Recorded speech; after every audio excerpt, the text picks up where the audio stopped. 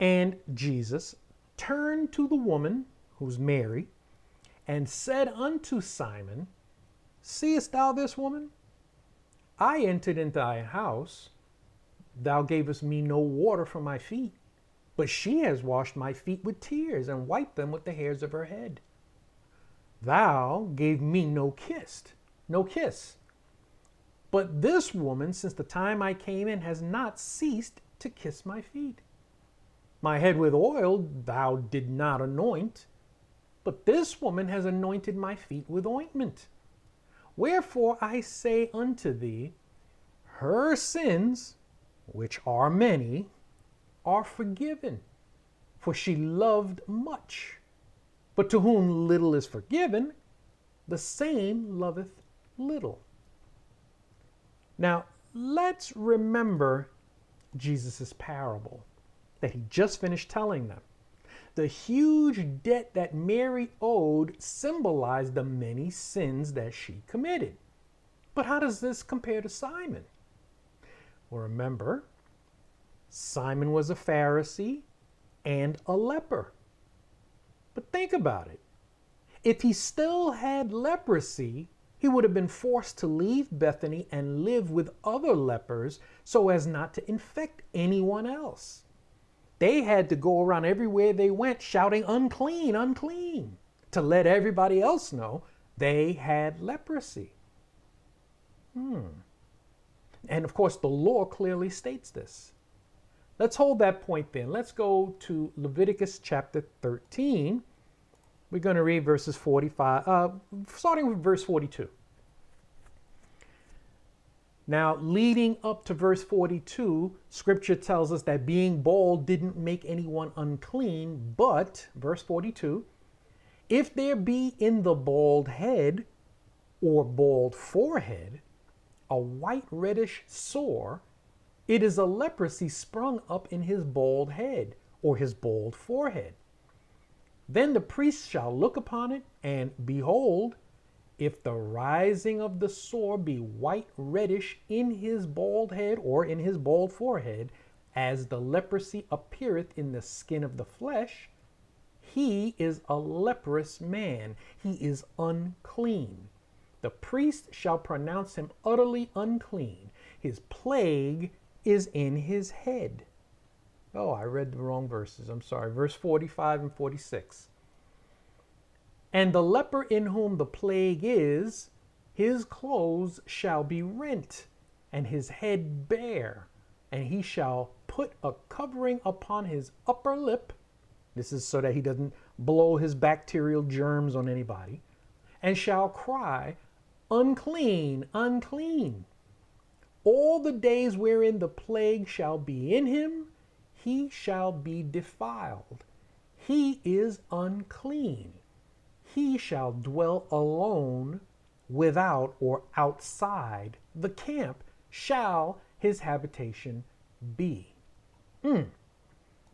However, Simon the Pharisee, Simon the leper, now lived among the people in Bethany, and he invited people into his home for a banquet. Therefore, he must have been healed from his leprosy. Now, Simon, still being called a leper, indicates that he'd only been recently healed from it, and the memory of his leprosy was still fresh in the public's mind. So when was he healed? Well, if you recall a couple of teachings back in Luke chapter 5, after Jesus performed the miracles of the fishes, when Peter says, we've been out here all night and caught nothing, but nevertheless, we'll go back out and fish again because you said so. Let's look at that. Luke chapter 5, verses 12 through 14. After that, it came to pass when Jesus was in a certain city, behold, a man full of leprosy, who seeing Jesus fell on his face and besought him, saying, Lord, if thou wilt, thou canst make me clean. And Jesus put forth his hand and touched him, saying, I will, be thou clean. And immediately the leprosy departed from him.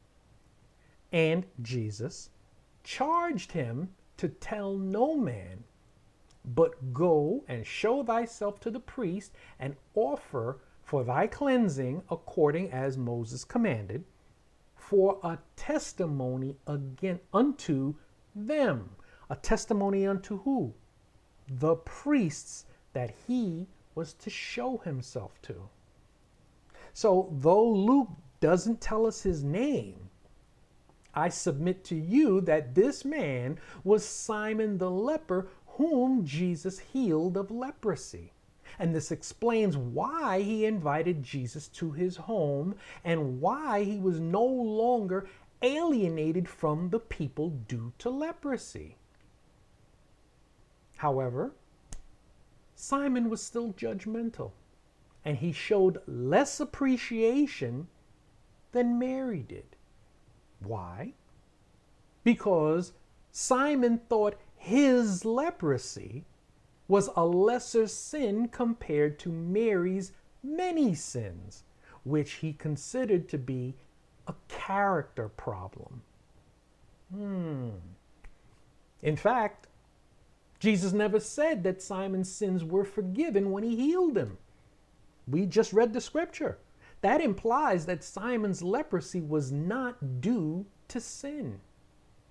Nevertheless, even though they were both condemned by the law for their respective positions that they found themselves in, Simon saw himself as being better than Mary.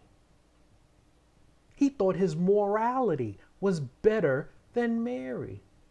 Even though he and Mary were condemned by the same law for two different things. They were in the same boat, but he thought he was better than Mary.